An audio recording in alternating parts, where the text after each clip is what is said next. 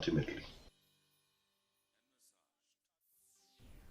Meghalaya Tourism Department is now going to roll out an app where tourists visiting the state can find all the details about the driver who will drive them to different tourist locations. Speaking to media persons, Director of Tourism Department CVD Diengdo said that the move will enhance the tourist experience and provide them with a convenient way to hire drivers. The app will act as a one-stop platform for tourists visiting Meghalaya, helping them make informed decisions while engaging local services. Meanwhile, he said that the discussion with Tourist Taxi Drivers Association regarding their issues is on, and a committee which he is heading is making all possible efforts to come out with acceptable solutions.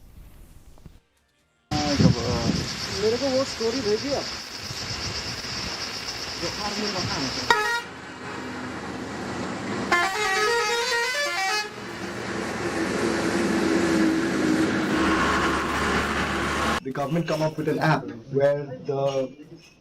details of these tourist taxi associations, the recognized ones, including the details of all the drivers who are members of these associations, including their routes that they take, can be listed on this app so that tourists who come to the state of Meghalaya